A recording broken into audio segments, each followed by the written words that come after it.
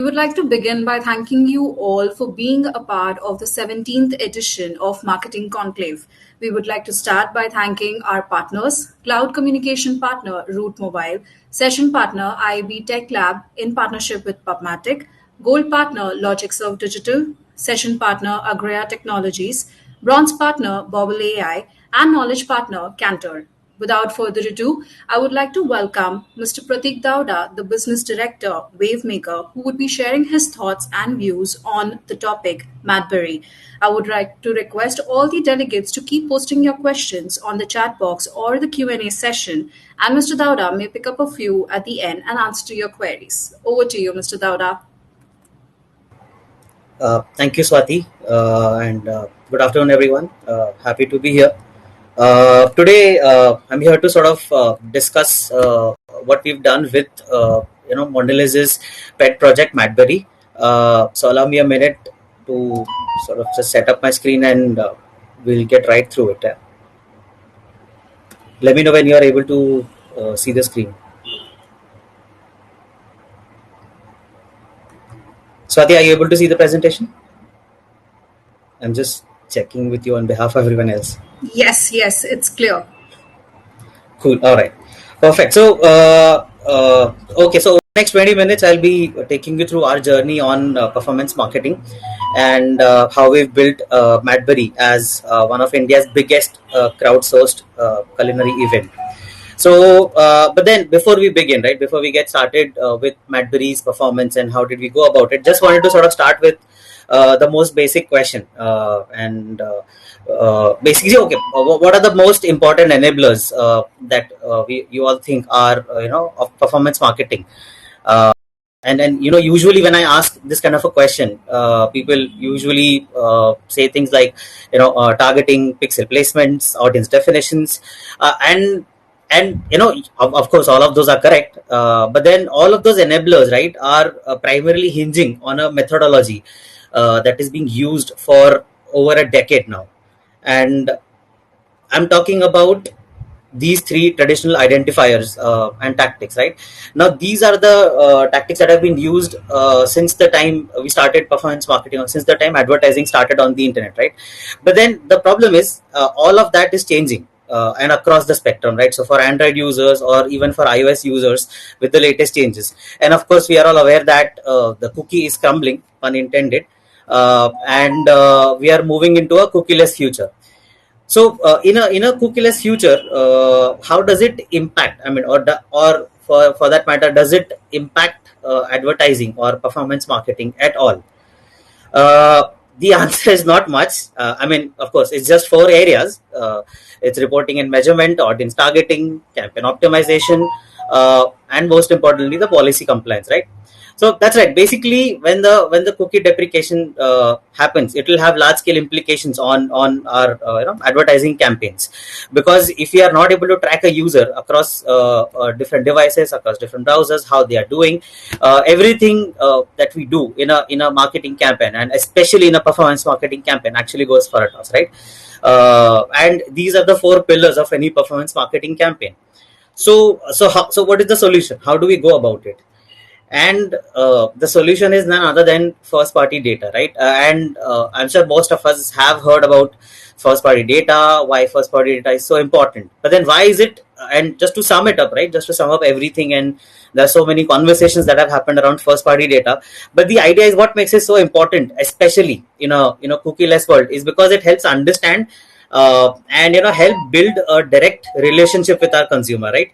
We all have our preferences in everything, right? I mean, we all love to go back to places or people who we know understand our preferences. We all, if I talk about your favorite streaming app, we all love to sort of stay signed into the streaming apps, because we know, if we stop the show in between and we go back next time, we can pick it up right from the place where we left off, right? And that's the value that we are offering, or that's the value that those streaming apps are offering in exchange for our data. And that's why first party data is crucial to all the plans, right? And of course, most importantly, to performance marketing campaigns. And that's exactly was the brief that the client gave us, right? The idea was to sort of introduce an initiative that can act as a gateway to reach out to our consumers, understand their preferences, and of course provide them value exchange for the data, right?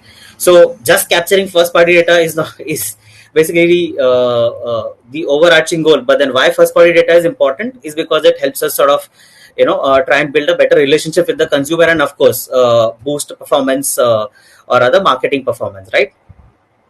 So basically, that's how Madbury came into play. Consumers usually, we all love to personalize everything, right, to our choices, right, from our TV channel packs to our home interiors, or even our coffee, right? So why not a beloved chocolate? And that's basically what Madbury is. Basically, a chance for consumers to make their own Cadbury, right, or simply Madbury. And how we went about it is basically we created a very simple UI. We got people to sort of try and go to our website, select the kind of flavors, and the flavors actually ranged from multiple ingredients, right? So we basically let people choose from a variety of ingredients, from fruits, condiments, spices, etc. Once the user come onto the website, they select what are the ingredients that they want to mix in the chocolate and how do they want to make the chocolate. We also let them design the wrapper and also name their variant, right? So that basically keeping the user at the heart of everything. We sort of help user create their own virtual Madbury. And it was not just that, right? It was just not about sort of creating a version of the Madbury. But then what we did is we encouraged users to sort of create as many versions as they could. And top 5 versions were selected, shortlisted, and of course rolled out to the larger audiences. And we basically put them for voting. And the 2 most picked flavors actually got rolled out. So we'll take you through the entire process. If you just have to look at how the website was, this is a very simple 3-step process.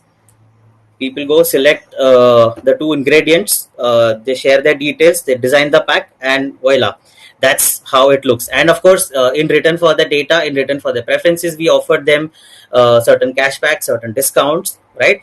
So as you can see, it was a simple UI that helped users select the preferred variants and make and submit their Madbury, right? uh, Moving into activation. So when it comes to activation for all performance marketing campaigns, right, we usually bifurcate it in 2 phases. So first phase is usually the pilot or the test run to ensure that all pixels are firing, all owned assets are functioning properly, and whatever issues we come across, we sort of find a fix for that, and then we are able to launch it full fledged. Now once we have gone through that, in the trial, and also we are able to identify the platforms that are working best for us, and the platforms that are not working so great, so that we can keep a close watch on them in terms of the performance or cost efficiency, right? So following all the best practices, what we did is we tried to cover all our bases. So for instance, we took FPDs from our previous campaigns, which means people who have engaged with all our previous campaigns. We sort of tried to create a segment and reach out to those consumers. Of course, the platform segments, the custom intent, and the affinities, which is pretty much performance marketing 101. We also used learnings from previous campaign, created lookalikes from the consumers who have interacted with us in the past campaigns, and most importantly, of course, we created remarketing lists with personalized comms based on the user journey. So if a user would come and drop off on the first page, we would sort of try and have a customized communication which was served to a user based on where he left, right? If a user would come in, select a couple of ingredients, and then drop off, communication will be different. And if the user would drop off at the last stage of the journey, there would be a different communication which will be action driven and offering them, or sort of calling out the value exchange that they are getting, right? So that's the whole idea. Simultaneously, what we also did is, because the campaign was broken down into different regions, during the campaign we identified that there were certain ingredients that were being sort of preferred over other ingredients, and that, taking that learning within the campaign, right, we sort of try and optimize the creatives to sort of serve or basically showcase the creatives with those specific ingredients within those regions, right? And that helped us further improve our performance within those campaigns. Regional creative, of course, helped us a lot in terms of sort of trying to resonate well with the audiences. What we did is we sort of started off with a flurry of platforms in the first leg of the campaign to try and understand how these platforms are working for us. And as we moved into the second phase, and we moved into the campaign, we realized that there are only three platforms that are actually working how we had planned, or even better than that. And we sort of decided to stick to those three platforms, which was Facebook, Google, and Geo. Geo, in fact, was actually the biggest unlock for us, because what we did is, in a performance marketing campaign, what we firmly believe is that agility is extremely important. So while the entire journey was there on the website, with Geo we realized that Geo is an experience in itself, and then if we are able to create a similar experience on the Geo platform itself without taking the user out of the Geo platform, I think that should help. And that is where the Geo team sort of stepped up, and they help us create a similar experience. They replicated the entire website experience within the Geo ecosystem, and that was the biggest unlock, as Geo ended up contributing close to 60% of the entries at half the cost of all other mediums, right? And with the help of these three key platforms, we managed to not only achieve our target, but actually also exceed it by 10%. And finally, so what did we gain from it all, right? At To be honest, three-fourths the cost of a lead gen campaign, we managed to get over 1 million entries. And we are talking about a click to conversion of 27% across the board, right? So there were platforms which delivered more than that, but this was across the board. We got, and the paid media campaign was received so well, people also started sharing it organically, and we managed to get 10% additional entries organically. Essentially, we from the brand side, we managed to open a gateway for the consumer to be heard, and we made sure that we heard them loud and clear, right? We launched the two new flavors that were voted. So Minto Mint and Panjir were the two flavors that were launched within the markets as a limited edition flavor. I'm not sure if any of you got to sort of get your hands on those flavors, but those did get locked and did get sold out within a record time. And of course, the most important part, right, from a business standpoint, we unlocked a new opportunity into the future, right? I mean, we know we ended up getting an insight into 1.1 million consumers, and the number of data points that we got were more than 6 million as to what are the flavors that they prefer, which cities are they from, which users from which cities prefer which kind of an ingredient, what do they like to mix it with. So today, if somebody has picked up an orange variant, we can sort of marry those preferences and reach out to them if we launch another product which has an orange flavor. So that way, that was a gold mine of information that could have further that we are of course using as we go into the future into other campaigns, and cross-pollinating the learnings across different products.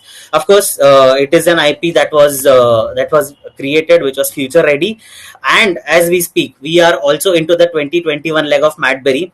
So, and if you are sort of keen to create your own beloved version of the chocolate, you can simply go to your phones and type madberry.in into your browsers, and create your own Madberry. Who knows, your Madberry could win you, some fame. And yep, that's it from our side. Thank you so much.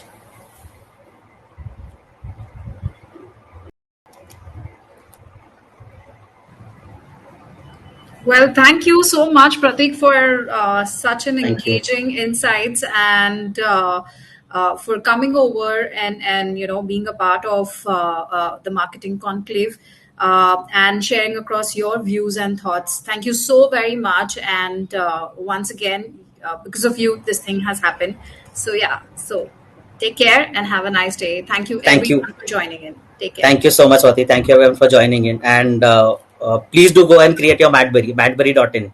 Thank you so much. All right. Thank you. Bye bye. Take Thank you. care.